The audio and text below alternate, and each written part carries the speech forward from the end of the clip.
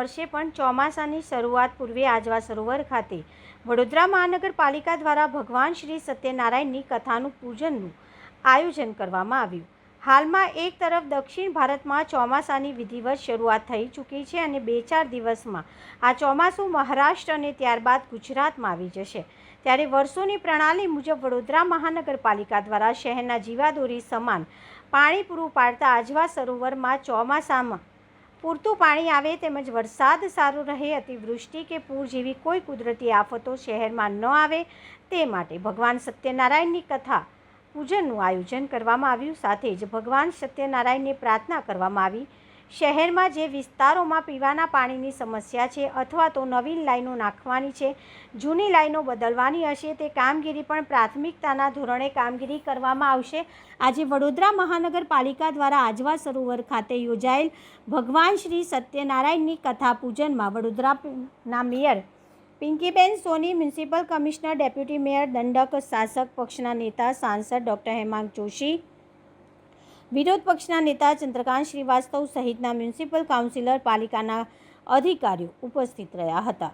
જે પ્રકારે દક્ષિણ ભારતમાં ચોમાસાએ વિધિવત રીતે દસ્તક દીધી છે, 1-2 દિવસમાં મહારાષ્ટ્રમાં પણ ચોમાસું જ્યારે પ્રવેશવા જઈ રહ્યું છે, ત્યારે વર્ષોની પ્રણાલિકા મુજબ આજવા સરોવર ખાતે વડોદરા મહાનગર દ્વારા સત્યનારાયણ ભગવાનની કથાનું આયોજન થતું હોય છે. આ કથામાં ભગવાનને પ્રાર્થના કરવામાં આવતી હોય છે કે આ વખતનો જે ચોમાસું હોય એ વડોદરા માટે લાભદાયી નીવડે. આ ચોમાસાના માધ્યમથી જ્યારે આજવા સરોવર વડોદરાની જીવાદોરી હોય, ત્યારે આ જીવાદોરી સમી જે આજવા સરોવરના પાણીથી તમામ વડોદરાના લોકોની તકલીફો દૂર થાય અને કોઈ પણ પ્રકારની અતિવૃષ્ટિથી વડોદરાના લોકોને કોઈ પ્રકારનું કુદરતી આફતનો સામનો ના કરવો પડે. આ હેતુથી આજે સત્યનારાયણ ભગવાનના પૂજનનું આજે કથાનું આયોજન કરવામાં આવ્યું છે અને એના કથાના પૂજનમાં વડોદરા મહાનગરના પ્રથમ નાગરિક સાથે મને પણ પૂજનમાં સંમિલિત થવાનું સૌભાગ્ય પ્રાપ્ત થયું છે. ત્યારે વડોદરા મહાનગરપાલિકાનો હું આ તબક્કે ખૂબ ખૂબ આભાર.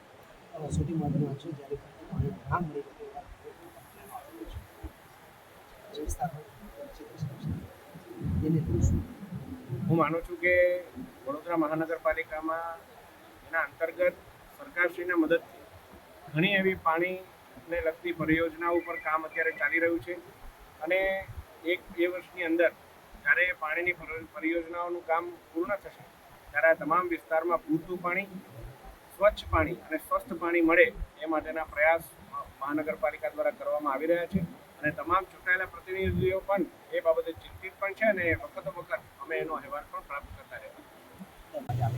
વડોદરા મહાનગરપાલિકાનું પ્રથા છે દરેક વર્ષ વડોદરાના નાગરિકોને સારી રીતે પાણી મળે અને પૂરતું પાણી મળે એ બાબતનું જે આયોજન દર વર્ષે કરવામાં આવે છે એની કન્ટિન્યુએશનમાં આ વખતે વડોદરા મહાનગરપાલિકા દ્વારા કરવામાં આવે છે. અંદર થતાં ચાલી રહ્યા છે, પદાધિકારી બધા જોડેલા છે. અમે ટેકનિકલ ટીમ્સ આવનારા દિવસોમાં વડોદરાને પાણી કેવી રીતે એકચ્યુઅલી મળી શકાય એના બાબતમાં 150 ml પાણી બાય ડિસેમ્બર સુધી એનું લાવવા માટે કામગીરી અમે શરૂ કરવામાં આવી છે.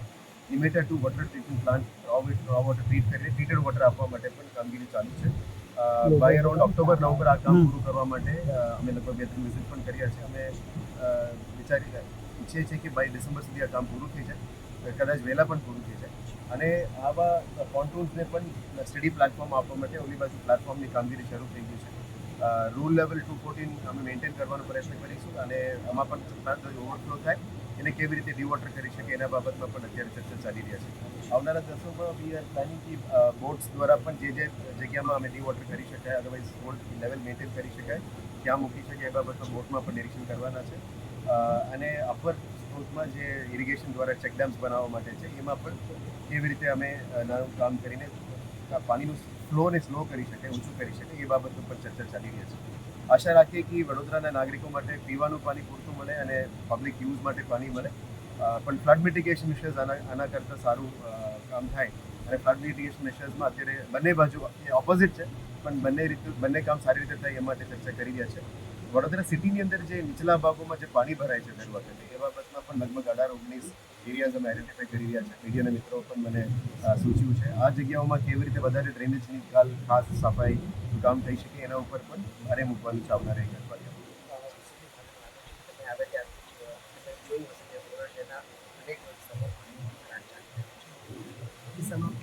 યસ, આ જે સમસ્યા છે એ મલ્ટિપલ લાઇન્સ છે, જૂના વોટર લાઇન છે જે કાઢવામાં નથી આવ્યું, સીલ કાઢવામાં નથી આવ્યું અને મલ્ટિપલ વોટર સોર્સિસથી આવે છે. 680 MLDમાંથી મળે છે લગભગ 640 MLD જાય છે, 40-45 MLDનું લીકેજ છે. આ લીકેજને પ્લગ કરવા માટે ડિસ્ટ્રીબ્યુશન સિસ્ટમને સંદેશ કરવા માટે અમે નક્કી કર્યું છે. આવનારા દિવસોમાં આ સિસ્ટમ સંદેશ કરીશું, જેથી કરીને લગભગ 30-40 વર્ષથી આ ઇસ્યુઝ છે, અમે 5 મહિનામાં એનું હલ ના થાય, પણ 1 વર્ષની અંદર જે પણ પગલાઓ લેવામાં આવશે એમાં થોડું કડક પગલાઓ પણ લઈશું, કદાચ સીલ મારવો પડે એવું પણ પગલાઓ લઈશું.